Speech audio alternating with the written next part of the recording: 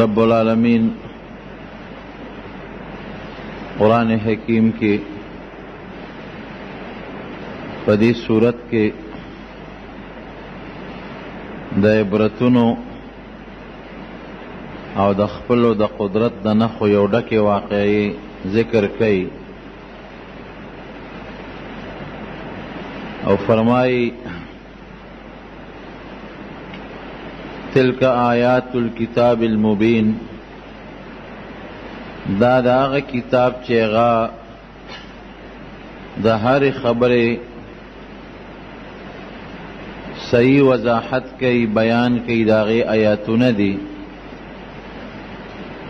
انا انزلناه قرآنا عربیا لعلکم تعقلون قرآن حکیم میں اللہ فرمائی عرب ہوتا چې ستاسو په خپله ژبه کې چې تاسو په کومه ژبه پوهیږئ مورنۍ ژبه ده چې عربي ده هغې کې مې نازل که چې تاسو په اسانه باندې په هغې پوه شئ او په ترجمه کې بل چاته حاجت محسوس نه کړئ نحن نقص عليك احسن القصص بما اوحينا اليك هذا القرآن وان كنت من قبله لمن الغافلين رب العالمین فرمائی کہ دغه قرآن حکیم چې په عربی ژبه کې تاسو ته ما نازل که د دغه قرآن په ذریعه د تاسو ته یو ډېره خشته او مزیداره واقعه ذکر کو او نبی علیہ السلام ته الله فرمایي چې مخکې د دې واقعې ذکر تا ته نه دی شوی او د دې نه تا ته هېڅ قسمه اطلاع نه وه مونږ دې پې خبره وو نبی کریم صلی الله علیه وسلم په مکه مکرمه کې مدینه منورې ته لا هجرت نو کړی او یهودیان په مدینه منوره کې اوسېدل نو مشرکانو د یهودو نه تپوس وکړه چې داسې څه سوال راته وښایې چې مونږ یې په دې پیغمبر باندې وکړو په نبي علیه السلام او دې پې چپ کړو هغې ورته ووایي چې تاسو د دې هلک نه چې د پیغمبرۍ دعوی کړې ده د یوسف علیه السلام د واقعې تپوس وکړئ دا معلومات ته وکړئ او دا تپوس ته وکړئ چې یوسف علیه السلام دی خو په شام کې اوسېده بني اسرائیل د دې اولاد دی نو دوی مصر ته څنګه منتقل شو بني اسرائیل چې کم یهودیان ځان ته بني اسرائیل دی او دغه قوم دی نو یوسف علیہ السلام او دغه پلار خو شام کې اوسېدل دي مصر ته څنګه رالل د دې تپوس ته وکړئ او د یوسف علیہ السلام پوره تپوس ته وکړئ د هغه واقعات چې هغه درته بیان کړي نو که دا واقع بیان کړي به رښتونی پیغمبري که دی بیان نه کړه دی به دروغجني بیا او دا تپوس یې ځکه وکړه چې د یوسف علیہ السلام واقعه د مکې په عربو کې مشهوره نه وه چاته هم دا واقعه په مکه کې نه وه معلوم او یهودیان او عیسایان هم په مکه مکرمه کې نو چې پیغمبر علیه السلام یې تپوس وکړي نه د مکې خلکو ته دا قصه معلومه وه نو ځکه یهودیانو د مکې مشرکانو ته ووایي چې له دې تپوس ته وکړئ دی رالل او نبی علیہ السلام ته کېناستل ورته خو پته وه چې دا قصه مونږ ته نه ده معلومه ده ته هم نه ده معلومه یهود او عیسایین نشته چې د هغه نه معلومات وشي نو دی نبی علیہ السلام به دا واقعه مونږ ته بیان نه کړی شي دی به چپ پاتې شي وی چې مونږ ته د یوسف علیہ السلام قصه وکړه او په دې هم پوه کا چې بني اسرائیل چې کوم د یوسف علیہ السلام او د یعقوب علیہ السلام په حقیقت کې د یعقوب علیہ السلام اولاد دی د اسحاق علیہ السلام نو پدی باندې مونږ پوه کا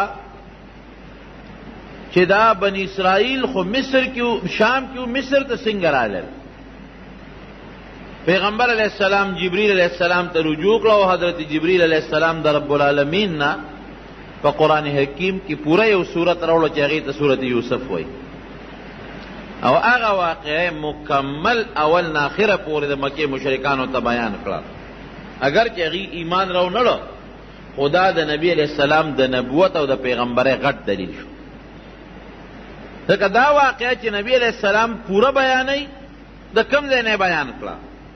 نه خو دغلته کې څوک یهودي عیسایي شته چې د هغې نه زده کړي، نه عربو کې دا واقعه چاته معلومه وه. پته لګي چې دا د رب العالمین وینا ده او الله فرمایي نحن نقص عليك احسن القصص بما اوحينا اليك هذا القرآن وان كنت من قبله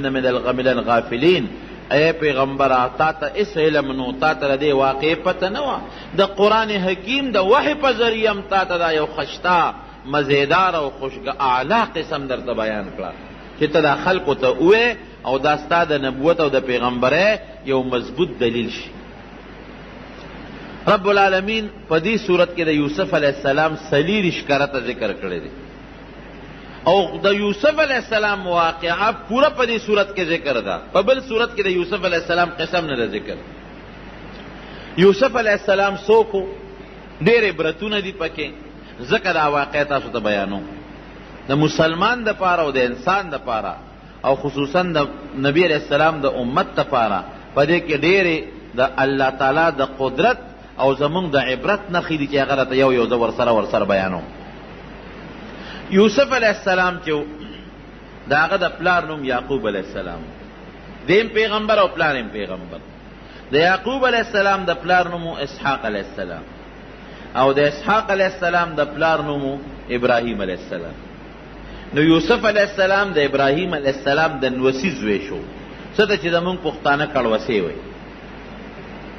پخپله پیغمبر، پلار پیغمبر، نیکه پیغمبر، د نیکه پلار پیغمبر. او یو ځل د پیغمبر علیہ السلام نه تپوس کیږي چې بهترین او کریم او عزتمند انسان څوک دی، نو پیغمبر علیہ السلام ورته فرمایي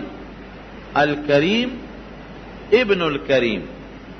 الکریم ابن الکریم ابن الکریم ابن الکریم، یوسف ابن یعقوب ابن ابراہیم ابن اسحاق ابن ابراہیم. عزتمند چې پلاریم عزتمند دی، نیکیم عزتمند دی او د نیکه پلاریم عزتمند دی. هغه څوک دی؟ یوسف دی. یوسف ابن یعقوب، یوسف د یعقوب علیہ السلام زوی، یعقوب د اسحاق علیہ السلام زوی او اسحاق د ابراهیم علیہ السلام زوی. دا زوی د هغه پلار، د هغه نیکه، د هغه د نیکه پلار، د دې نه عزتمن خاندان د آدم علیہ السلام په بچو کې بل څوک نه دی تېر شوی. یعقوب علیہ السلام اوسېده کوم ځای؟ په فلسطین کې، موجوده چې څه فلسطین ورته وي، د بیت المقدس په خوا کې، او دا د شام علاقه وه. د یعقوب علیہ السلام 12 زامنو. یوسف علیہ السلام د دې یو بل ورور بنیامین دا خپل منځ کې سکرونو، پلار یې یو مور یې یو، او دا باقي لسرونه چې د دوی کومو دا د دې میرني رونو، پلار یې شریکو او میندې جدا وي. رب العالمین یوسف علیہ السلام لا داسې صفتونه ورکړیو او ناشنا حسن الله ورکړیو چې د پلار وسره غیر اختیاري محبت او مینه د یعقوب علیہ السلام. د پلار ټولو بچو سره مینه، لیکن بعضې بچې قدرتی طور غیر اختیاري طور پلار ته نسبتا ګرانی د نورو بچو په نسبت. نو کم محبت چې د اختیار نه باری د زړه مینه په هغې رب العالمین نیول نه کوي. نو یعقوب علیہ السلام ته خو پته و اخلاق ورته معلوم د یوسف علیہ السلام، او دا یعقوب علیہ السلام خو پیغمبرمو، هغه ته دام پته و چې د ما دا نوسی، دا ما دا زوی یوسف دکې هغه نښې دي صفتونه لري چې دنه به رب العالمین یو لوی سړی جوړی، پیغمبر به ته الله جوړی. په دې وجه سره مینه نور هم زیاته وه. او په کشرانو زامنو کې دا کشر زوی بل مور یې وفات شوې وه. د یوسف علیہ السلام خپله مور او د بنیامین خپله مور وفات وه، او بیا د دوی ترور د مور خور هغه یعقوب علیہ السلام په نکاح غشتې وه. نو چې کم بچې د هغه مور مړی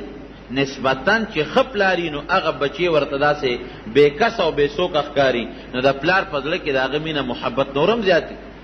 نو سی خپل شرافت او اخلاق او خوبصورتی یې وه او پکې د پیغمبره هغه نښې نښانې آثارو چې مور مړه وه، نو په دې نسبت د یعقوب علیه السلام د نورو بچو په نسبت د یوسف علیه السلام سره مینه زیاته وه. یو ځل یوسف علیه السلام راغی او د پلار ته بابا ما بیګا خوب ولید، انی رأیت 11 کوكبا والشمس والقمر رأیتهم لی ساجدین. د شپې مې خوب ولید 11 ستوري او نور او سپومې دا ما ته په سجده پرېوته. چې پلار ته خوب بیان که پلار خو پیغمبر اپوی شو، ورته وی بچې پام کوه ګورې دا خوب چاته بیان نه کړي. یا بنی لا تقصص رؤیاک علی اخوتک فیکیدوا لک کیدا ان الشیطان للانسان عدو مبین. بچې ګورې پام کوه چې دا خوب دې رونو ته بیان نه کړي، ځکه هغه ته پته وه چې د ماره د نورو زامنو د یوسف علیه السلام سره حسد دی او بغض دی، او په دې وجه سره بغض و چې د پلار د سره مینه ولې زیاته ده، مونږ سره کم او د سره زیاته ده. پلار و سره محبت ولې کوي، د ده ولې زیات خیال ساتي. نو بچی اسم په زړه کې در سره بغض دی، حسد دی، او که دا خوب دی ورته بیان کا نو ګوره هغه بغض او حسد یې نورم زیاتېږي. اسې نه شیطان به درته ولم سیدارونه او تا ته سازش جوړ نه کړي، سکیم درته جوړ نه کړي او ضرر درته ونه رسوي. اب پې پوه شو چې دا 11 ستوري خو دا 11 رونه دي، او نور او سپومې د یوسف علیه السلام دا مور او پلار دي. لکه ترورې په نکاح غشتې و پلار نو بس میره مورم مورین، نو دا مور او پلار دا نور او سپومې او 11 ستوري دا دارونه دي، دا ټول بستا دا تعظیم او ستا د عزت طرف ته ټیټېږي او ستا عزت به کوي، دا به ټول ستا تابع کېږي په آخر وخت کې. نو بچې ګورې که دا خوب دې د رونو ته ووې، ورونو ته دا پته ولګېده چې موږ به آخر وخت کې د یوسف تابع کېږو، نو اسین در سره بغض او حسد دی، سسکیم او سازش به درته جوړ. لیکن دا خوب په یو طریقه د یوسف علیه السلام رونو ته ورسېد، چې هغې ته ورسېد هغې خپل منځ کې سره راغونډ شو 10 رونه، یو خو د خپل سکه دی نه زیاتی چې کوم 10 رونو هغه راغونډ شو او په خپل منځ کې میټینګ او مشوره شروع کړه. یاره د یوسف سره دی خو زمونږ رور دی، پلار مینه ډېره کوي، زمونږ په نسبت خیال ډېر ساتي او ډېر محبت ورسره کوي، ډېر یې ځان ته رانږدې کوي، دا خو زمونږ دا پلار ښه نه کوي. او دا فطري خبره ده چې د 2 یا 3 زامنې د انسان او پلار یو سره مینه کوي، د دې نورو بچو بیا پلار ته غوسه کېږي، مور ته غوسه کېږي چې ښه ادم زوی دی او موږ دې زامن یو، دا هغه ډېر خیال ساتي زمونږ خیال نه ساتي، نو پلار ته غوسه کېږي او غرور ته هم غوسه کېږي. دا یو انسان کې فطرتن یو سیس پروت دی، دا د انسان د فطرت تقاضا ده. نو هغه 10 رونه غوسه و چې ښه مونږ خو لا مخکې نه ورته غوسه و چې پلار ورسره مینه کوي، محبت ورسره کوي، ځان ته ډېر رانږدې کوي، او دا خو لا سبا به دې لوی سړی به د ده نه جوړېږي، او مونږ به ده ته سجدې کوو، مونږ به ده ته ټیټېږو، د سلامونه به کوو، دا مونږ نشو زغملی. ښه څه به کوو، یو ورور یې وی اچې مړی کړو، اخوا به یې بوځو او مړ به یې کړو. دې کې یو مشر ورور یهودا، دا د هغې 10 خپل ورور، هغه ورته وی نه ګورې پام کوې مړی نه کړي، که کم از کم زمونږ مېرنی ورور دی خو ورور خو هم دی که پلار خو هم شریک دی، نو په وجلو هم نه پیردو کېږي، وجنو به نه نه وي خامخې وجنو. وی ګوری که مړم کو نو خبره د مرګ نه پټېږي، خامخا 15 کاله 10 کاله 2 کاله 20 کاله هر کاله چې نو پته به رستو لګي چې دې مونږ مړ که او زمونږ پلار پیغمبر هم دی، نو سبا به راته خیري وکړي، ازار به راته وکړي، او یا زمونږ پته به ولګي نو برباد او تباه به شو. وجنو خو یې نه،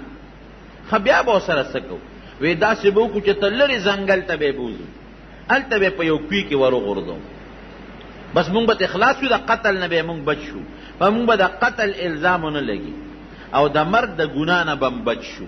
او کوي کې به یې وغورځو که چاته چاره وویسته نو چاته به څه پته لګي چې دا څوک دی، وړي به، او که پکې مړ شو نو مړ دي شي، پکې د لاش به هم پته ونه لګي، که دلته یې وجنو خو لاش یې معلومېږي، بس کوي ته به یې وغورځو، خپل کار به کوي سره. خالته به سنگ بوزو، نو خپل منځ کې میټینګ وکړو، پلار لراله وی بابا مونږ ته راغلی، مونږ همیشه سیل کو او ښکار لزو چکر لګو، او زمونږ دا کشر رور یوسف چې زمونږ ورسره ډېره مینه ده او ستا هم ډېر خوښ دی. دیم دې ځل مونږ بوځو، چکر به پې ولګو، منډې ترړې به ووایي، ښکار به وکړي، خوشحاله به شي. پلار ورته وایي نه بچې دې خو زه نه پرېږدم، ځان نه یې نه جدا کوم. بیا وله رالل بابا نه، مونږ سره به دې خامخا پرېږدې او دې مونږ لازمن بوځو او ته په مونږ یارېږې چې ده ته به مونږ څه ضرر ورسو. دا زمونږ رور نه دی، ته زمونږ پلار نه، تا به مونږ خفه کوو. دا خو زمونږ کشر دی، زمونږ رور دی او مونږ غواړو چې دې مونږ بوځو، چکر پې ولګو، سیل پې وکړو. یعقوب علیہ السلام ورته وایي انی اخاف ان یأکله الذئب وانتم عنه غافلون. بچې ګوره زه یارېږم، هسې نه شرمخې ده نه ونه تښتئ، شرمخې ونه خوري.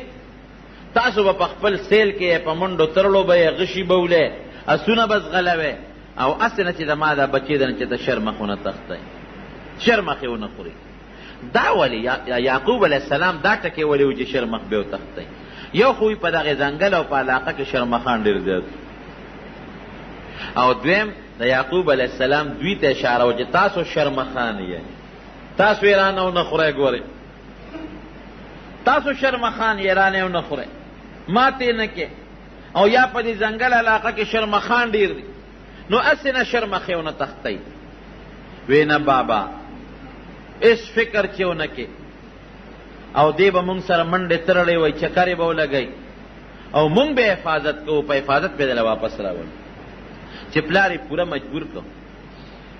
نو دی یې ځان سره واغېسته. دی د 12 یا د 14 کالو په دغه وخت کې یوسف علیه السلام ځان سره یې په مخه کړ. نو د پلار په مخ کې خو به کله په یو مخ کولو او کله به په بل مخ کولو، کله به اوچت که په غیږ کې به ونیوه او کله به بیا په ځمکه باندې کېنو. او پلار ورسره بار وته دې وجې نه، بچو ګورې ډېر پې یارېږم، تاسو خو زلمي، خو زما د دې بچي به ګوره ډېر خیال ساتئ. 10 مېرني وروڼه او 1 دیش بنیامین دې پاتې شو، هغه وروسته دی لا ماشوم. د پلار چې تر څو پورې ورته نظر و هغې پورې به یې کله یو یې اوږې ته او کله بلې اوږې ته، کله به یو ښکله او کله به بل ښکله. خو چې کله د پلار د نظر نه غیب شو د اوږې نه یې ځمکې له راوبرو، لتې یې وله ورکړې، دیکې یې وله ورکړې. ده وی ښه تاسو خو زه د پلار نه څونه په مینه راوستم، په ما سیل او چکر یې لګوئ، اوس مې وهې نو د یو ورور نه به یې بل ورور له منډې کړې چې ما را دنه خلاص کا. نو هغه به ولې لته ورکړه ځمکې له به یې راوبرو نو بل له به یې منډه کړې، نو هغه به لته ورکړه نو بل له به یې منډه کړې، نو هغه به لته ورکړه نو بل له به یې منډه کړې. لکه بال غوندې چې خلک یې پلته وي دقسې پلتو به یې و. او ورته به یې څه وې؟ وی ځکه نو اوس هغه 11 ستورو ته دې اواز کړه چې دې رانه خلاص کړي، هغه نور او سپومې ته دې ووایه چې اوس دې رانه بچ کړي. ته خو یې ما ته به نور او سپومې 11 ستوري سجدې لګئ. هغې هم پوه شو، هغه هم د پیغمبر بچي و چې دا 11 ستوري مونږ یو، نور او سپومې را د مور او پلار دي، دله به الله عزت ورکوي او مونږ به ورته کوس پاس کېږو. دا چې ته مونږ برداشت کوو. لته به یې ورکړه وی شاب هغه 11 ستوري دې راوله چې دې رانه بچ کړي، ځکه نه هغه نور او سپومې دې راوله چې دې رانه خلاص کړي. دې غریب ورته جاړې او چغې ورته وایي. په دغه وهلو او ټکولو باندې یو لوی ځنګل ته بوت، او په هغه ځنګل په دې منځ کې یو شړک وي. قرآن حکیم کې ورته الله غیابات الجب وایي. غیابات غیابه عربی کې هغه ځای ته وایي چې شړ او دشت او بیابان او تیاره ځای وي، داسې پټ ځنګل د تیارو ځای. او جب هغه کوي ته وایي چې هغه کچک وي غاړه یې پخني. نو داسې کوي چې هغه د تیارو نه ډکي، ډېر اوږد کوي. هغه غریزه علاقه وه، نو په هغې کې اوس هم په دې ممندو کې یا په دې نورو قبایلي علاقو کې تاسو که کویان وکتل هغه ډېر زیات جوور وي. هغې کوي ته یې ورسو بوید، نو چې کوي له به یې غورځو دیکه به یې ورکوله، نو دې به ور پورې کلک ونښته. ای ظالمانو ما څه ګناه کړې ده، ما در سره څه بد کړي دي، خوب خو ما لیدي دي، نو په قصد خو مې نه دي لیدي، دا خو ما ته الله پړکې اچولی دي. لته به یې وله په دا خېټه کې ورکړه، زه شابه هغه ستورو ته دې اواز کړه چې اوس دې رانه خلاص کړي، هغه نور نور او سپومې ته دې اواز کړه چې دې رانه بچ کړي. نو دې به پورې نښتې او نه به جدا کېده. نو کمیس یې ته وویسته او لاسونه یې وله شاته وتړل، خپې یې وله وتړلې، او چته کو په درز باندې کوي ته وغورځو. دا رب العالمین په خپل دا واقع قرآن حکیم کې ذکر کوي چې کوي کې وغورځو. رب العالمین څه چلو روایتو کې راځي چې جبرئیل علیه السلام ولا الله راولېږي چې دې سنگ وغورځو. جبرئیل علیه السلام کلکونه و پکوي په دا میانس کې چې دې کاڼي ته یو بوته ونه رسېږي او د کوي په دې ډټ کې په دې غاړه کې یو تیږه راوتې وه. جبرئیل علیه السلام اوچت واغشت، اس قسمه تکلیف ورته ونه رسېد او په هغه تیږه باندې کېنه. او چونکې ردنې جامې ایستې وې، کمیس او پرتوب دواړه یې تیستې وو، د جنت نه ولې یو مزېدار او خشته ښکلې د ریخمو کمیس راوړی و، هغه کمیس یې ورته واچو او ورته څه وی وی اس فکر چې ونه کړي د رب العالمین د طرف نه مونږ به تا د دې کوي نه وباسو، دا د الله حکم دی. او دا رونه تا د دوی دا سکیمونو باندې به تا مونږ خبره وو، دې رونو ته به دې پته لګي. بیا دا واقع به مونږ په دوی باندې ښکاره کوو. یوسف علیه السلام بس په هغه کوي کې کېناست چې دا کم مشر ورور یهودا دې لږ لسوان دی، دې به د دې نورو وروڼو نه پټ راته او څه ډوډۍ موډۍ به یې راوړله ورته به یې غورځوله، اواز به یې ورکړ، ډوډۍ به یې ورغورځوله، اوبه به یې وله راوړه یو لوښي کې هغه به یې ورته ورغورځوله. یو ورځ ورپسې راغی، په بله ورځ راغی، یو څو ورځې پرله پسې چې راغی چې څو ورځې تېرې شوې چې دی راغی اواز یې ورکړ یوسف، ولا اواز نه ورکړ. بیا اواز ورکړ یوسف، بیا ولا اواز ورنه. او بس وی معلومیږي دا چې زمونږ غرور په دې کیو کې چې ته مړ شوی دی. قدرت رب العالمین چې څوک بچ کوي د چا پلار ورته نقصان نشي رسول، دا زمونږ ایمان دی چې الله د انسان ملی او د الله امداد کوي، د دنیا یو طاقت هغه ته نقصان نشي رسول. دا الله خپل قدرت ښیي. لقد کان فی یوسف و اخوته آیات للسائلین، د عبرت نښې دي پکې د یوسف علیه السلام او د ده د وروڼو په دې واقع کې. یو قافله په دې لاره راتېرېدله، نو دې قافله کې به بعضې کسان دو چې هغوی به ګیا پسې ګرځېدل، چا به څارویو به کول، څوک به اوبو پسې ګرځېدل. نو کومه ډله چې د دې قافلې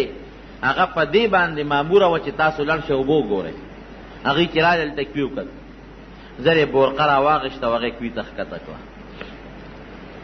چې کوي ته یې بورقه ښکته کړله او بورقه ویښته ورسوله، نو یوسف علیه السلام سره بورقه وجنګېدل، بس پړي پورې دې کلک ونښته. هغه به غټه بورقه وه، یو کس به نه شوه رایستی، ابا په پنځو شپږو کسانو بلکې د دې نه پس زیاتو به هغه بورقه خلکو رایسته. اوس هم په دې اوږدو کویانو باندې غټې غټې بورقې وي چې دوی بورقه رایستله به قدره نه ده. خیر په ډېر زور او په وجودونه هم هغه زمانه کې د خلکو مضبوط پهلوانان په ډېر زور او په ډېر لوی طاقت باندې بورقه راوچته کړه. چې راوچته یې کړه اوس یوسف علیه السلام ورپورې نښتې، ښه مزېدار خشته ټیک ټاک جمدې روغ صحت والا چې راویې ویسته ورته یې وکتل، یا بشرا هذا غلام، او خوشحاله شو، دا خو مزېدار خشته هلک دی، ډېر زیات خوشحاله شو. یو خو په دې خوشحاله شو چې یو مزېدار خشته هلک راته الله راکړي. او هغه زمانه د غلامانو وه، غلامان به خلکو خرڅول، یو خشته هلک دی، زبس دا به مونږ خرڅ کړو او بلا پیسې به پرې وګټو. لاړل نورو ملګرو ته الو مونږ خو دغه د کوي نه په بورقه کې هلک نښتې دی هم راوویست او ډېر خشته او خوبصورت هلک. نور ملګري هم خبر کړ، وی بس چپ شئ غږ مه کوئ، ګو به ځو یو ښار ته کومه طرف ته چې زمونږ قافله ځي او په هغه ښار کې به مونږ خرڅ کړو، بلا پیسې به راله وګټو. یهودا چې کوي ته ډوډۍ غورځوله، دی یې ونه منته، یو خوا بل خوا یې منډې ترلې شروع کړې چې دې چا روغ کې دی او که مړ دی په دې کوي کې. چا ورته څه کې؟ یاره وی هسې ګرځم، دلته خو څوک نه دي راغلی. وی یو قافله هغه ځای کې ناسته ده چې دې ورغلې دی، هغه قافلې والا هغې ته یې کتلي دي، یوسف علیه السلام یې څه کړی، بس ورمنډه یې کړې. وی دا هلک مونږ له ماله راکړي. هغې ورته وی دا خو هلک مونږ تاله نه درکړو. وی نه دا زمونږ غلام دی، زمونږ برایې دی. او په یوسف علیه السلام یې دبه وکړه، ګورې که ال دې ووایي نو دې د سرمن وباسو وجنو دې پرېږدو دی. رونه یې خبر کړه او قافلې والا ته وایي چې دا زمونږ غلام دی او زمونږ نه دې تښتېده را تښتېده به دې کوې کې مې غورځولی دی او ډېر بد اخلاقه دی او ډېر بد خویه دی او غلا غلطي به یې زمونږ نه کوله مونږ له خپل غلام را کې قافلې والا ورته وایي نه مونږ یې نه در کوو خیر جوړه په دې وشوه چې دا به در باندې مونږ در خرڅ کړو بس قافلې والا وله 12 درهمه ورکړل او څوک 13 درهمه یادوي معمولي لږې پیسې وشروه بثمن بخس دراهم معدوده وکانو فیه من الزاهدین په 13 یا په 12 درهمه باندې د خپل لور خرڅ کړه په قافلې والا پیسې یې واخېستې خپل منځ کې تقسیم کړې چې دې کله پلار له لاړل د شپې ماسخوتن نو جړه انګولا ده او لوی چغې سورې دي د کلي خلک ورته راغونډ چې څه چل دی وایي زمونږ غرور یوسف زمونږ نه شرمخ وتښته مړی پلار یې راووته خو پوه شو چې څه چل خو شته چې راووت بچو ولې جاړی وی بابا مونږ نه هغه استاذ وی یوسف چې دی نه هغه شرمخ وتښته او په یو روایت کې راځي چې یو شرمخ دوی را نیولی و هغه کې پړی اچولی او یعقوب علیه السلام لی راوسته وی شرمخ رانه استاذ وی وتښته وی شرمخ زما تاسو ته ما نه وي چې شرمخ زما زوی به نه تښتی او تاسو به غفلت کوئ وی نه بابا مونږ هم ډېرې منډې وایي دم ووالې اخره کې دې ستړی شو جامو ته هم کېنم نو مونږ منډې ترړې والې چې مونږ راتلو شرمخ دې تښتولی و او شرمخ هم دا دې رانیولی دی اوس چې ته ورسره څه کوې نو به ستا مخکې به دې شرمخ تا زویشتولی دی او کمیس د ګډې یا د چیلې یا د اوسې په وینه کې لړلی و هغه یعقوب علیه السلام له ورکوي دا ستا د زوی کمیس دی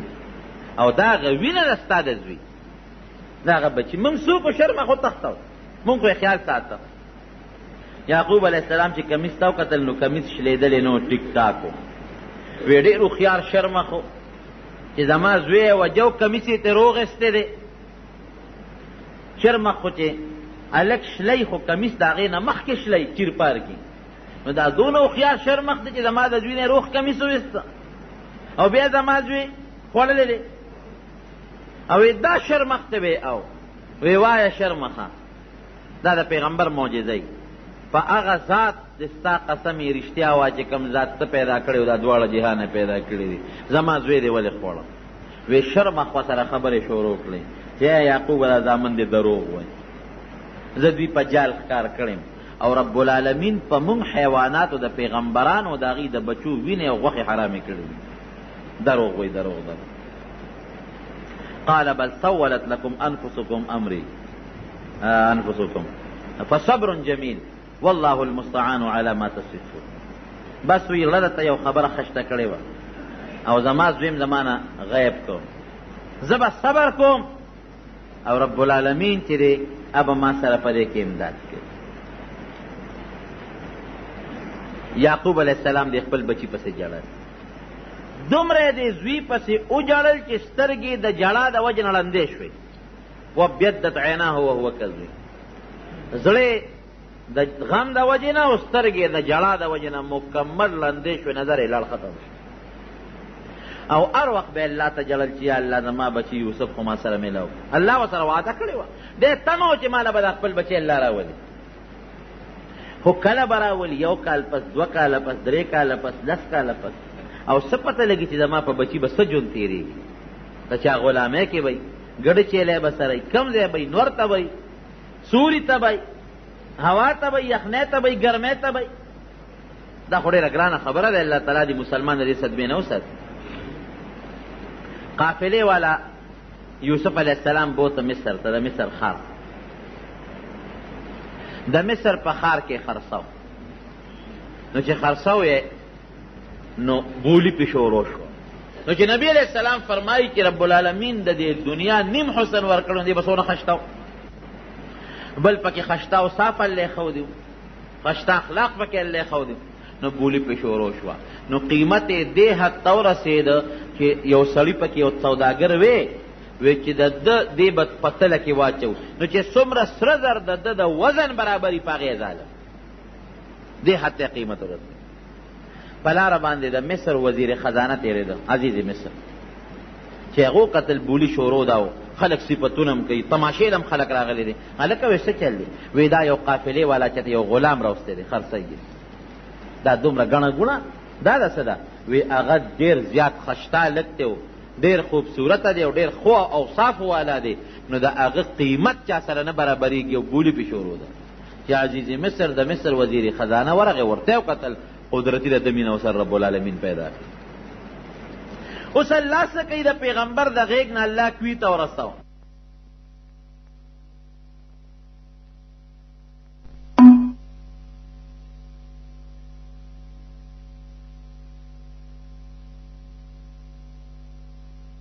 دوی د ویښ نه رب العالمین د بادشاهۍ دربار ته اوس رسوي ګوره الله چې څه کوي د انسان په عقل کې نه تېرېږي بهر کیف چې دی بادشاه ورته وکتل محبت پیدا شو وی څونه ته بولي ورسېدله وی دا مخامخ سوداګرې اخلي او دی وایي چې د دې په تله کې باچومو چې څومره سره زر د ده سره په تله کې په وزن کې برابرېږي په هغه یې اخلي وزیر خزانه وی عزیز مصر وی زه د دې نه پر زیات والو وی په څو یې اخلي وی چې دا مالک یې څومره غواړي په هغه یې ده مو مانګي قیمت ته چې څومره پیسې غواړئ بس هغه وایي چې دا هلک د نه زوال هغه وی ښه دومره د دې نه زیات سره زر او دومره دراهم او دنانیر بس حکم یې وکړه هغه پیسې وله ورکړئ او یوسف علیه السلام یې ځان سره پاس باندې سور کو کور ته یې بوت رب العالمین د بادشاهۍ دربار ته ورسېد ښځې له یې بوته د ښځې نوم یې زلیخه دی وی ښځې یو ماشوم مې راوست او ډېر خالق دی ځان سره لویوه تربیت یې کوه خو د دې عزیز د دې وزیر خزانه د مصر بچې نشته نارینه اولاد یې نشته وی داسې کار دی چې دا لږ ډېر ښه دی مونږ ته په ده باندې الله تعالی ډېره فایده ورسوي هغه دا دی چې مونږ به دې خرڅ کړو ډېرې لویې پیسې به رالو کړي او که د ښو اخلاقو خاوند په بچیوالی په زویوالی به یې ده وساتي یا به ځان سره بچي کړو او که بچی نی نو خرڅ به کړو نو مونږ ته به دومره فایده ورسوي چې زبردست تجارت کې به مونږ ته ډېره لویه ګټه به ورسوي چې زلیخې ورته وکتل د هغې ورسره مینه د دې خاوند په نسبت د هغې نه هم زیاته شوه یاره سړي یې داسې به وکړو چې د تجارت دا نوم به ترې منځه وباسو لوی به یې کړو اسیم زما ستا زوی نشته به دا زمونږ زوی شو وی ډېره ښه ده ښځه اخوا په یوسف علیه السلام په یعقوب علیه السلام په پلار یې غم تېرېږي اخوا د بچو هغه د بغض او د حسد هغه دروازه الله کوله وکړه هم په پلار معلومه شوه دې خوا دې کوي ته ورسېد سوداګرو راوویسته په مینه او په محبت باندې رب العالمین د هغې لږې مینې محبت د وجې نه هغوی ته څومره پیسې ورکړې او دې خوا رب العالمین د بادشاهۍ دربار ته او د یو وزیر کور ته راوسته الله ګورې دا ښیي ډېر زیات عبرتونه دي پکې یو خدا چې په لویو خلکو څومره لوی خلک وي هغه مره مشکلات او غمونه پې ډېر راځي لکه په یعقوب علیه السلام څومره غمونه راغلل او دویم دا چې په بچي باندې یوسف علیه السلام نه وروسته رب العالمین ډېر لوی سړی جوړی نو څومره پریشانې او مصیبتونه پې راغلل الله قرآن حکیم کې فرمایي ان مع العسر یسرا ان مع العسر یسرا دا طالبان پې پوهېږي چې سختی لږه ده او هغې سره اساني ډېره زیاته رب العالمین راولي او پښتانه مو یې که نه وایي سختې پسې راتی نو په یوسف علیه السلام رب العالمین دومره سختي راوسته کوی ته ورسېد د هغې نه پس به الله راته راولي دا هم تا ته الله یو عبرت او یو سبق ښیي که در باندې پریشانی راشي او سختی راشي نو الله ته فریادونه شروع کا ګیلې او شکوې د الله نه مه کوه فریاد شروع کا رب العالمین به د هغه سختی او هغه مصیبت په خوشحالو باندې بدل کړي او بل لوی عبرت پکې څه دی ګورې بغض او حسد ډېر خطرناک شی دی د یعقوب علیه السلام رونو بچو د خپل رور یوسف علیه السلام سره بغض او حسد شروع کړ نو نقصان یې چاته شو ٹھیک ته ظاهر کې پلار ته هم ضرر ورسو رور ته هم ضرر ورسو لیکن د رب العالمین په نظ مختورن څوک شو همدغه د یعقوب علیه السلام زامن د یوسف علیه السلام رونو ګورې بغض او حسد ډېر خطرناک شی دی ډېره لویه ګناه ده چې مصر ته ورسېده د مصر د وزیر خزانه د عزیز مصر ښځې ورسره رب العالمین انتهایی محبت پیدا کو ډېر زیات پې د یوسف علیه السلام خیال ساته لکه د خپل زوی په شان دی هلته پې رب العالمین بل امتحان راوست ګوره د نیکانو زندگی د امتحاناتو ده او بیا د پیغمبر ټول ژوند د امتحاناتو نه ډک هلته پې الله داسې امتحان راوست چې د مصر د بادشاه دا کومه ښځه ده د دې وزیر خزانه اپې مینه شوه د هغې ورسره محبت او مینه پیدا شوه. یوسف علیه السلام به ترې ځان ساته. یو ځل هغې سکیم او سازش جوړ کړ د هغې محل او په هغې هم ډېر خوبصورته ښځه په هغه محل په 7 دروازو دننه یو کمره وه. اوس هم د دې لویو خلکو چې کوم محلات دي اول یو ګیټي ورپسې بله دروازه ورپسې بله دروازه نو په 7 ګیټو په 7 دروازو کې دننه د هغې ځان له یو کوټه وه هغې ته یوسف علیه السلام دننه کړي او دروازې یې ټولې جرنده کړي او ځان یې ورته ښایسته خوبصورته ډولې کړي. ورته وایي یوسفه دا ویښته دې څونه ښایسته او مزېدار وی که مړ شم د ټولو نه مخکې به دا ویښته رانه جوړېږي. وی سترګې دې څومره ښایسته دي وی که مړ شم دا به اوبه شي په دې سینه به مې روبېږي. وی دا سرمنه وجود دې څومره ښایسته او خوبصورته دی وی که سا رانه وته دا به چینجي ونیسي او بین به کوي. ګوره څونه ښایسته جوابونه یې وله ورکړل چې نه زه په ویښتو نازېږم نه په سترګو نازېږم او نه په دې وجود نازېږم. دا حقیقت دی. ګوره ناګانه زلیخې ورته لاس واچو چې لاس ورته زلیخې واچو رب العالمین قرآن حکیم کې فرمایي ولقد همت به وراودته التي هو في بيتها عن نفسه وغلقت الابواب. د کمې ښځې په کور کې چې یوسف علیه السلام اوسېده هغې ته د ګناه مطالبه وکړه او دروازې یې بندې کړې. ابواب جمع د دروازې یې بندې کړې. وقالت هیت لک مطالبه ته وکړه او ورته څه وایي قال معاذ الله انه ربي احسن مثوایا پام کو د الله نه یریږم د الله نه پنۍ غواړم. حالانکې زلمی دی ځوان دی د پیغمبر طاقت هم مضبوطي ښځه هم د بادشاه ښځه ده هم خوبصورته ده هېڅوک هم نشته میدان هم خالی دی. وی د الله نه یریږم د الله نه د الله په ذات د دې ګناه نه پناه غواړم. او یو حدیث پاک کې راځي چې رب العالمین دغه وخت کې یعقوب علیه السلام ورته را مخامخ کړ او په دې سینه کې داسې یو غزار وله ورکړ. بهر کې هر څه چې خو رب العالمین د یوسف علیه السلام په زړه کې د هغه ګناه نه پیغمبر د ګناه نه معفو دي ښه د نبوت نه مخکې هم الله د ګناه نه ساتي او د نبوت نه وروسته هم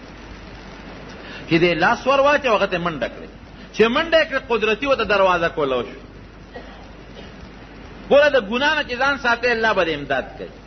چې منډه یې کړې بله دروازه کولو شو وواړه دروازې ته به یې ګنې چا ورته کولو کړې خو چې بار اووت د دې زلیخې خاون ولاړو او شاته نه دی ونیو کمیس یې وله وشله د شا د لمنې ته وشلو چې څنګه او دا زلیخه ورپسې ده هغه خپلو ناروا او هغه خپل خواهش په مخ اخیستې دا ورپسې منډه ده او دې ته مخکې دی لمنې ته وشلو خو چې دواړه ووتل د بادشاه اوس عزیز مصر مخامخ ولاړ دی چې هغو قتل اوهو دا زما ښځه څه کوي دا هلک ته مخکې دی او دا ورپسې ده هر څه ولیدل. یوسف علیه السلام خو یارېده خدای خو بچ که الله ورته عزیز مصر زما ګناه ګورې نشته ښه دا یې زه ترې راوتښتېدم او ستا دې ښځې ما نه مطالبه کوله او د ما نه کمیس هم وشله او زه ترې راوتښتېدم. اوس هغه ښځه څه وایي هغه هم ملامته شو ځکه هر څه خاوند په خپلو سترګو ولیدل او ورته څه وایي وی نه بادشاه سلامت داسې هلک دې راوستل چې د ما نه یې مطالبه وکړه او ما ورپسې رانه وتښتېد راومینې وتښتېد رانه ما نه وتښتېد ما نه د ګناه مطالبه کوي او ما رونیوه خو رانه راوتښتېد. اوس به څه کوي ښځه وایي ما ته یې لاس راچولی دی ما ته ځان وساته او ده رانه منډه کړې او یوسف علیه السلام وایي نه ما ته یې لاس راواچو زه ترې راوتښتېدم د ګناه ته مطالبه دې کوله. عزیز مصر اوس دې وخت کې پریشانه ده چې اوس ګناه د یوسف ته او که ګناه د ما د ښځې ده. یوسف علیه السلام ورته وایي چې صاحب داسې کار وکړه چې زما ګناه نه ده د دې ګناه دې ما ته لاس راچولی دی ته راتښتېدلې. هلته کې یو ماشوم یو سړي سره په غېږ کې ماشوم بچی داسې ماشوم بچی چې لا پیروي د مور هغه ماشوم الله گویا که وشهد شاهد من اهلها ان كان قميصه قد من قبل فصدقت وهو من الكاذبين وان كان قميصه قد من دبر فكذبت وهو من الصادقين. هغه راکوټې ماشوم الله گویا او ماشوم هم د یوسف علیه السلام نو چې هغه د هغه د حفره وکړي، هغه د زلیخې د خاندانو. وی عزیز مصر بادشاه سلامت، زه یو فیصله کوم. خلقو وی او ماشوم ته ګوره د تی او د هغه خبرو ته ګوره، ټول ورته مخکې ته څه فیصله کوې؟ وی د یوسف کمیس وګورئ، که کمیس لمنې مخکنه شلېدلې وه نو بیا دې دروغجن دی او زلیخه رښتونې ده، ځکه مخکې کمیس خو هله شلېږي چې ده حمله کړې ده په زلیخې او د هغې اړه نو هغې به تې جامې شلولي چې ما ته مه رانږدې کېږه. او که کمیس یې لمن شاته شلېدلي نو معلومیږي دا چې غلطي د زلیخې ده او یوسف ګورې پاک دی. زه چې تا سره جګړه کوم او زما کمیس لېږي د مخې به شلېږي، او چې ته راپسې نښلې او زه درنه منډه وامه نو چې ستا غلطي نو بیا به زما لمن شلېږي. وګورئ لمن مخکنی شلېدلې ده او که وروستنی شلېدلې ده. فلما رأى قميصه قد من دبر قال انه من كيدكن ان كيدكن عظيم. او چې کمیس ته وکتل شاته لمن شلېدلې وه. ماشوم خو رښتیا وایي که چرتې زلیخې غلطي د یوسف و تا ته یې لاس اچولې وې د مخکې ګریوان به شلېدلی و، دا خو د شاته لمن شلېدلې ده. معلومیږي دا چې تا لاس ور اچولې و دننه منډه والی ده. انکې ستاسو سکیم و مکر چې دی دا ډېر خطرناک. ده ماړو غږ ونه که خو مې داسې قسمه خلک په ښځو کمزوري وي. یو ټکې ووې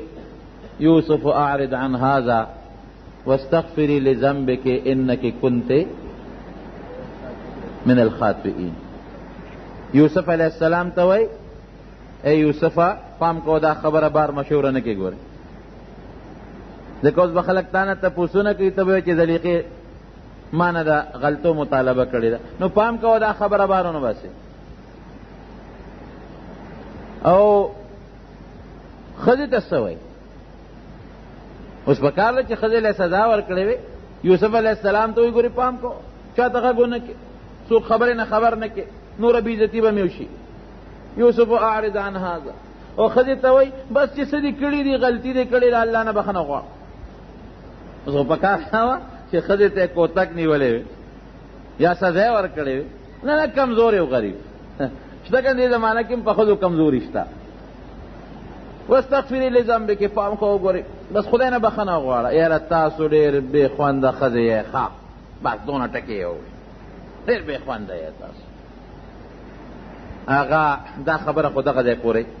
فیصله شوه. دلته فیصله شوه خبره یوسف علیه السلام ته بس دا وایي چې بس ته چپ شه نور به غږ نه کوې، او ښځې ته وایي د الله نه بخښنه غواړه. خبره مشهوره شوه. دغه څو کسانو خو خبره واورېده او بادشاه عزیز مصر ویې ګورې غږ به نه کوې. خبره مشهوره شوه. چې خبره مشهوره شوه د مصر په ښځو کې، او زلیخا دا ګوره د لوی وزیر ښځه ده او د یو خپل غلام نه د ناروا مطالبه کوي. دوه غلطۍ دي، یو خدا چې د دومره لوی سړي ښځه او ګناه طلب کول، او دویم دا چې ګناه طلب کوي نو په کار راوه چې ته د لوی سړي نه طلب کړی وې، نو یو خو په خپل غلام باندې دا مینېږي، یو غلام نه دا د ګناه مطالبه کوي. دا خو ډېره بېکاره ښځه ده. د دې اړه ته خو دا محبت ډېر دننه ننوتی دی. دا خپل ځان ته نه ګوري او خپل غلام ته نه ګوري چې د ناروا مطالبه کوي، نو په کار ده چې د وزیر نه یې کړی وې، یو خپل غلام او د مرګي نه مطالبه کوي. ښځو په مخه واغېشته، پراپېګنډې شروع شي د وزیرانو ښځو، د مشیرانو ښځو، د افسرانو ښځو، دا پراپېګنډې شروع کړو. خو چې دا پوه شوه چې دا خو زما خلاف پراپېګنډې شروع شوې، بېعزتي مې کېږي، کوڅه په کوڅه راپسې خبرې شروع دي، نو دی اوس د دې نه پسې ځان خلاص کړم. دی یو دعوت وکړ او هغې کې قسم قسم میوې کېښودې او د ټولو وزیرانو د غټو غټو افسرانو ښځو له دعوت ورکړه چې ټول راشي. ټولې ښځې رالې، بالښتونه یې ورته کېښودل، هغې ته ډډې ووالې.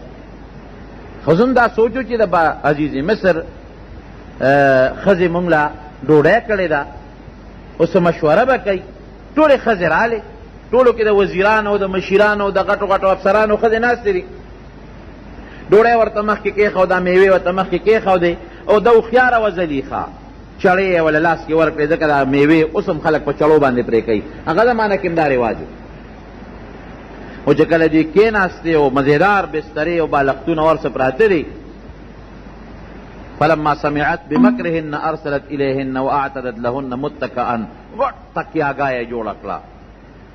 او وآتت كل واحدة منهن سکینا، اللہ فرمائی ارچا لاس کی چاڑا ورکلا. وقالت تخرج علیہن، یوسف علیہ السلام کوئی غلام عمریو وی دی فرازہ پیوس. یوسف علیہ السلام بہر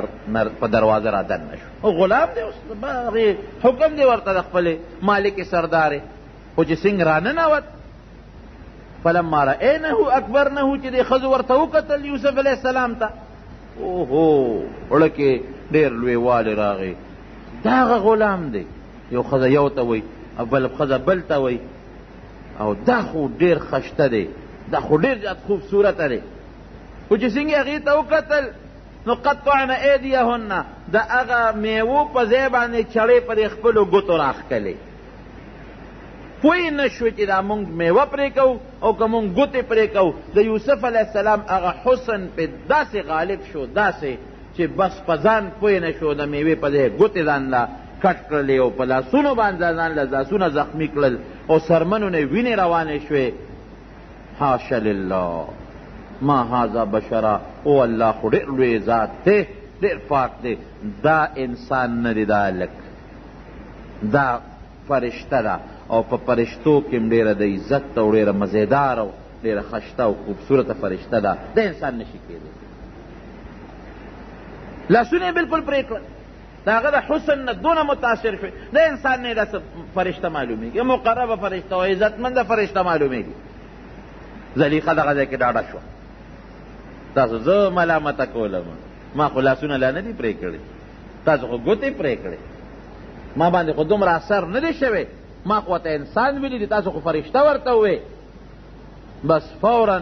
زلیخه دغه وخت کې ډاډه شوه چې د ښځو هغه خبرې دې سره ختمې شوې. ښځو تسلیم کړله چې زلیخې تا اوسه پورې لاس نه دي پرې کړی، که ستا په ځای مونږ دا دې لاسونه پرې کړل، تا خو ته یو ځل چاته مطالبه وکړه ستا په ځای کې مونږ وې دې به مونږ نه کوم ځای کې بچ پاتې شوی وي. نو دا هغه ځای کې څه وایي، دا هغه ځای کې دې اعلان وکړو چې انا راودته عن نفسه فاستعصم، ما ته مطالبه کړې ده، بالکل ما ته مطالبه او طلب کړی دی. ډاډه شوه چې زه مجبور یم، خو ځان یې رانه بچ که. ولئن لم يفعل ما آمره لیسجنن ولیکونن من الخاسرین. که زما دا خبره او نه منله چې دا ما ته کومه مطالبه کړې ده، دا به خامخا یوسف علیہ السلام زید سر ته رسوي، او که ویې نه منله نو جیل کې به یې چوم، په جیل کې به لکه د ذلیلانو غوندې او تاوانیانو غوندې زندگی تیروي، نه پرېږدم جیل ته به ځي. بتا صلاح ناصر خان اسلامی کیسٹ ہاؤس، بیرون کچہری گیٹ، اشرف روڈ، سرائے فقیر خان، پیښور ښار کې د ناصر خان سره هر ساعت ملاویږي. پرېږده مې نه. او زمونږ دا طالبان دلته کې سوال کوي چې دا د جیل خبره یې څنګه وکړله، داسې په کار وه لکه یو سړی وایي که نه، که د ما خبره یې ونه منله نو مړه به یې کړم، که د ما خبره یې ونه منله نو زخمی به یې کړم، او به یې وام، سزا به والا ورکم، دورې به ورکم، کوړې به ورکم. دې وخت کې دا نه وایي چې مړ کوم یا دورې ورکوم یا سزا به ورکوم، نه، که د ما خبره یې ونه منله جیل ته به یې لیږم. وی زه جیل ته لیږل خو به یې بیا راوباسي که نه، خو یې معشوق و که نه، جیل ته لیږل خو نو دی پړه نه راتله چې زه ده ووایم چې دله به سزا ورکم، یا زه به یې مړ کم. په مرګ یوسف علیہ السلام کم ځای پیرزو کېده، یا سزا او دورې والا کم ځای ورکوي، د هغې د خولې نه دورې لفظ وتل کم ځای کېږي، جیل ته به ولیږم، معمولي غوندې سزا والا ورکوم. بیا هم دا خبره داسې وکړه، زه خو جیل کې بله شلو دې تېرې کړي، خو زما د اختیاره به بیا به سبا راوباسم. ښځو بیا ورته مجبوره، بالکل تا چې څه کړي دي ښه دي کړي. یوسف علیہ السلام دغلته څه وایي، ربی السجن احب الی مما یدعوننی الیه. یا الله جیل ماله د دې ګناه نه بهتر دی، جیل مې خوښ، که ته ما جیل ته لیږې بالکل تیار تابعدار. خو دا ګناه خو تصور د مانه نه کېږي، سوال نه پیدا کېږي چې د دې ګناه وکړم، بالکل قطعا نه کېږي، جیل مې خوښ دی. الله ما ته جیل د دې ګناه نه خوښ دی. والا تصرف عني کیدهن اصب الیهن واکن من الجاهلین. خو الله د ګناه نه مې ګورې ته ساتې، ګوره د ګناه نه ساتندون کې څوک دی؟ رب العالمین. الله نه به سوال کوي چې ما د ګناه نه وساته. ګنې شیطان درته دا ګناه داسې خشته کي چې سړی په ځان ورته بیا نه پوهېږي پردی مال هره ګناه چې وي نبی علیہ السلام فرمایي دا شیطان سړي ته را ګناه خشته کي مزینه کی ډوله کی او چې کوم عذاب د الله را طرف نه په ګناه مقرر دی هغه عذاب د انسان د ذهن نو باسي دی بیا خامخا ګناه کوي یا الله که د دې ښځو د مکر نه دې ونه ساتلم ګورې زه به د ډېرو ناپویو نه شم یا الله ما به د دې د مکر نه ساتې جیل لاله بهتر دی هلته عزیز مصر ته خبره ورسېدله چې اوس خو خبره بل شان شوه اوس خو د زلیخې عشق مخکې پټ اوس ښکاره شو اوس خو دا خبرې ټولو ښځو واورېدې اوس به د سره څه کوو زلیخا خاوند ته وایي ګورې پام کوه سزا به نه ورکې جیل ته به لېږې هم مجبوره و یوسف علیہ السلام یې جیل ته ولېږه چې جیل ته حضرت یوسف علیہ السلام څنګ ننوته د الله نه یې وغوښته جیل ته لاړ نو هلته کې په جیل کې یوسف علیہ السلام دومره رب العالمین دله عزت ورکړه چې د جیل که مشر داروغه مشر هغه معتقد شو هغه بوله راته هغه بوله د خوښې خوراک ورکو هغه به ډېر لوی عزت کو او خاص بارک کې بند نه که ولې اجازت ورکړه چې ته په دې جیل کې په کم ځای کې ګرځې نو ګرځه او ممکن ده زما اړه کې دا یو ټکې راځي چې ممکن ده دا د بادشاهانو د وزیرانو د ښځو نه خو دا افسران مجبوره یي ممکن ده زلیخې به ورته ویلي چې ګوره جیل ته مې در لېږلي دي خو ګزاره ورسره کوه ولې محبت او مینه خو یې ورسره وکړه په دومره سختو خو یې پرزوم نو جیل کې ورته مکمل اجازت و خلک به راتلل ورسره به میلاوېدل تپوسونه به ترې خلکو کول حسن یې ډېر زیات و او چې کوم انسان خشتۍ ښکلې وي د انسان ورسره قدرتي دور مینه پیدا کېږي نبی کریم صلی الله علیه وسلم فرمایي چې کله چې د معراج ته وختم نو ما د پیغمبرانو سره ملاقات وشو یوسف علیه السلام مې ولیدل چې ما ورته وکتل نو د دې ټولو دنیا د خلقو نیم حسن رب العالمین یوسف علیه السلام له ورکړی پیغمبر علیه السلام فرمایي نو جیل کې ورسره د خلکو محبت پیدا شو د خلکو مینه ورسره پیدا شوه خلک به راتلل تپوسونه به یې کول دوه کسانو جناب او ده به په جیل کې څه کول د ده ډیوټي څه وه ده به د مریضانو تپوس کو او چې کوم جیلیان وغې له به د صبر تلقین ورکو خیر دی صبر وکړې ګوره ما باندې الله تعالی داسې امتحانونه راوستل چې دوی ته الله وغورځولم الله راوویستم بیا را باندې بل امتحان راغی د عزیز مصر په کور کې د ګناه هغې نه الله وساتلم اوس را باندې د امتحان راغی نه مې څه غلطي کړې ده نه مې ګناه کړې ده نه مې مرګ کړی دی نه مې لاره شکولې ده او جیل ته راغلی خیر دی صبر کوئ الله به مې امداد وکړي د جیل نه به مو بس هر چا ته به د صبر تلقین ورکو او چې کوم به بد اخلاقه جیلي هغه ته به نصیحت کو چې ګوره په بد اخلاقۍ کې ته جیل ته راغلی او پام کوه آینده لپاره دا ګناه ونه کړې دا غلطي ونه کړې دا معمولي جیل دی د خدای جیل ګورې د قیامت پر دوزخ ډېر لوی شی دی لاس ساته خلکو ته به خشته نصیحت کو د خلکو اخلاقی تربیت به کو او خلکو له به صبر تلقین ورکو د مریدانو تپوسونه به کول د هر چا ورسره مینه محبت پیدا شو چې دې جیل ته ننوتېده نو 2 هلکان ورسره جیل ته ننوتل قرآن حکیم کې الله فرمایي ودخل معه السجن فتیان 2 هلکان هغه 2 هلکان څوک یو د بادشاه کوم چې لوی بادشاه د عزیز خو وزیرو کوم چې لوی بادشاه د هغه ریان نومو ریان هغه بادشاه د موجوده فرعون چې کوم د موسی علیه السلام زمانه کې چې کوم فرعون و دې فرعون نیکو د دغه فرعون نوم چې کوم د موسی علیه السلام په زمانه کې دریاب کې غرق شو د هغه نوم ولید و د هغه د پلار نوم مصعب او د مصعب د پلار نوم ریانو دا هغه ریانو دا چې کوم د یوسف علیه السلام په زمانه کې دا فرعون وی فرعون د مصر د هر بادشاه یو لقب نو د هغې بادشاه یو ساقي شراب به پسکل او یو خاص ډوډۍ والا اوس هم د دې بادشاهانو مخصوص کسانی کې په هغې باندې پوره اعتمادي ولې زهر مهر ورته وانه چي خراب شي پې ونه خوري نو د یمن د بادشاه سره د دې بادشاه روانه وه جګړه وه هغې د یمن بادشاه دا کوشش شروع کړه چې د مصر د بادشاه ریان دا خو ډېر مضبوط دی د لښکر خاوند دی په بله طریقه خو یې د نشم والی راشه ورته به دا غلامانو له پیسې ورکړمه زهر به ورته واچي دی به مړ شي دې دواړو له ډېره غټه پیسه ورکړه دې ساقي له دا شراب چې په بادشاه څکل او دا بل چې کوم ډوډۍ والا لنګري دې له پیسې ورکړې باورچي چې ورته تاسو وایه وی تبا تاسو با تبا په ډوډۍ کې ورته زهر واچې، تبا ورته په شرابو کې معمولي غوندې زهر واچې، په بادشاه به دا خوراک او اوبوس کې چې دا مړ شي. وی ډېره ښه خبره ده. نو هغې طباخ چې هغه کم باورچي و لنګري، هغه په هغه خوراک کې اعلی خوراک بادشاه له تیار کو، پکې معمولي زهر ور واچو، تیز زهر و. او چې کم شراب والو هغه په شرابو کې ورته زهر ګډ کړل چې ته به ډوډۍ ورکړې، زه به شراب ورکم، دا به اوس کې مړ به شي او پیسې یې د هغه یمن د بادشاه نه اخیستې وې. چې بار ته څنګه ووتل او بادشاه ته هغه خوراک کېښوده او هغه اوبې ورته کېښودې، دې وخت کې دا چې کم ساقي و دې ویارېد، دې پوه شو چې او دا خو مې غلط کار وکړ، پیسې مې واخیستې، دا خو مونږ د خپل محسن سره د بادشاه سره ظلم دی او ټګي ده، زیاتې دی. یاره زه خو دا شراب پې نه څکم، خو دا بل ملګری پوه نه کړ، زه خو پې نه څکم، زما یې ټول عمر ښه ما سره احسان کړی دی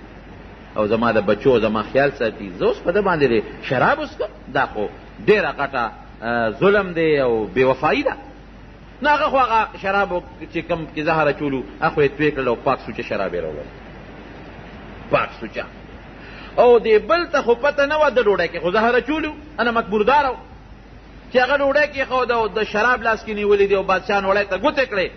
نو دا چې کوم شراب والو د پې بیا ویرېده. بادشاه سلامت یو خبره کوم، دا ډوډۍ مه خوره.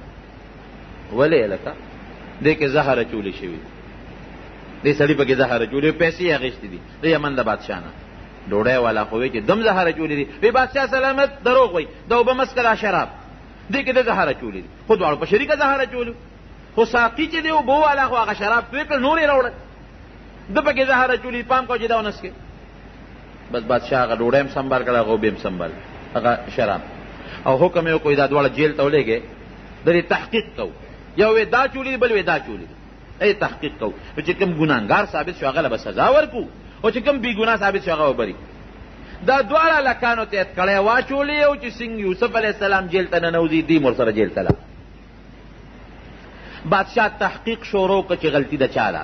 اوس که ډوډۍ والا په ډوډۍ کې زهر میلو کړي نو ګناه ده شوه، او که شراب والا په شرابو کې زهر میلو کړي ګناه د هغه شوه، او که دواړو میلو کړي دواړو ګناه شوه. اوس د هغې خو دلته تحقیق شروع شو، هلته کې دا دواړه چې یوسف علیه السلام سره جیل ته لاړل، نو د دوو کې مفسرین لیکي څوک وایي دواړو لیدي خوب او څوک وایي نه دی یو کس خوب لیدی چې دا کم ساقي دی راغی یوسف علیه السلام ته، ای یوسف علیه السلام یو خوب لیدی دی، دواړه ورته کېناستل. مونږ داسې خبره چې ویو چې ته د خوبونو تعبیر ماهر هم او ته ښه انسان هم ته مهرباني وکړه مونږ له د خوب تعبیر راکړه، څه خوب دی لیدلی؟ دا چې کوم ساقي دی ورته وایي چې ما دا خوب ولیده چې زه د بادشاه مخکې ولاړ یم او د انګورو نه وله اوبه وباسم، انی ارا فی المنام انی اعصر خمرا، زه د انګورو نه اوبه وباسم او د هغې نه شراب جوړوم او په بادشاه څکم، دا خوب وینم. ابل وایي چې د ځان وینم احمل فوق رأسي خبزا تاکل الطیر من، زه دا خوب اینم چې د ما د سر د پاسه د ډوډو یو لوی خانک پروت دی د ډوډو، او مارغان راځي د هغې خانک نه ډوډۍ اوچتوي او تښتوي. مونږ له د دې خوب تعبیر راځي. وی چې دا ساقي خوب په رښتیا لیدی او د بل خوب په دروغه خوب یې ځانه جوړ کړی دی، خوب یې لیدی نه دی. د دې تعبیر راله راکړه. یوسف علیه السلام ورته وایي چې دا خو ډېر اسان تعبیر دی. وی ته چې یې ساقي ستا د خوب تعبیر دا چې ته به خلاصېږې او بیا به د بادشاه مخکې ولاړ او شراب به پسکې، ځکه تا په خپله خوب داسې ولید چې زه انګور نه چوړوم د هغې نه شراب جوړوم په بادشاه څکم، نو بس ته به واپس بری کېږې او هغې انګورونه به اوبه وباسې او په بادشاه به څکې. او دې بل ته وایي چې تا ځان ولیده چې ستا په سر ډوډۍ پرتې دي او مارغان راځي د هغې نه ډوډۍ تښتوي، خوراک تښتوي، نو ته به سزا کېږې او په سولی کېږې به، او ستا وجود چې دی هغه به هلته په سولی باندې اویزان دي، مارغان به راځي او ستا د سر نه به غوښې تښتوي او مړ به پروت دی. هغه څه وایي هغه هلکه نه یاره وایي ما خو دروغ وایي ما خو خوب نه دی لیدلی، دی بل خو یې ما لیدلی هغه لیدی ما دروغ وایي ما خوب نه دی لیدی خطا شوې. یوسف علیه السلام ورته وایي چې که خوب دی لیدی دی او که نه دی لیدی، خو چې کم تعبیر مې وویست همدقسې به د الله فیصله کېږي، خوښه دې اوس خپله ده. زمونږ علما دلته لیکي چې دروغ خوب به چرتم نه بیانوي، دروغ به نه جوړوي، او کم انسان چې دروغ خوب جوړ کړ په دروغه د قیامت په ورځ به رب العالمین دله په لاس کې دوه اوربشې ورکړي، دوه اوربشې، او دته به وایي شابه دا اوربشې یو بل سره غوټه کا. نو اوربشې څوک دوه یو بل سره غوټه کولی شي؟ اوربشو له به څنګه غوټه ورکړي؟ د غنم دانې دواړه یو بل سره څوک غوټه کولی شي؟ او فرشته به ولاړ ابه وایي شابه غوټه کا دی، غوټه ورکول نشي، او تر څو چې دی نشي ورکولی فرشته به له سزا ورکوي وهي به. دا ډېره خطرناکه ګناه ده. نبی علیہ السلام دې ته په دروغو کې خطرناک دروغ ویلي دي چې څوک د ځانه خوب جوړوي. ولې؟ لکه دا خوب د دې انسان د دماغ او زړه ته الله راچوي. خوب څوک راچوي؟ ښه خوب الله. نو تا دا زه تا ته وایم چې دا خوب مالی دی، څه مطلب چې دا الله زما ته یو خبره راچولې ده او الله نی راچولې. الله ستا ته خبره نی راچولې ته وایي چې الله زما ته خبره، نو په الله دروغ ووایې که دروغ خوب خدا مطلب ما خوب ولي.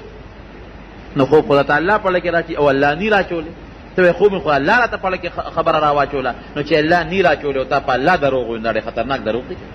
نه ځان ساتئ. دویم دا چې خوب دی ولیده، نو هغه چاته به خوب بیانې چې هغه دوه صفته لري. یو د خوب په تعبیر پیږي، دویم تا سره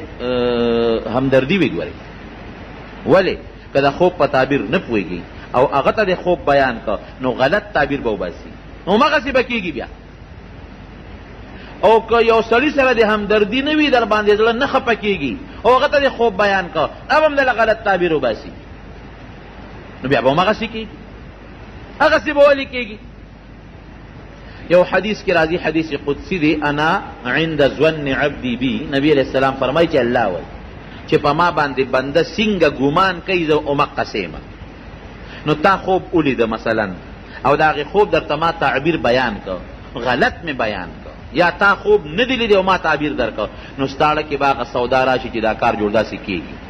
په الله دې هغه ګمان پیدا شو چې دا کار به داسې کېږي، نو چې په الله دې کوم ګمان پیدا شو الله به همغسې در سره کوي. پام کوئ د خوب متعلق چې خوب د ځانه جوړ نه کوي ګناه ده، او که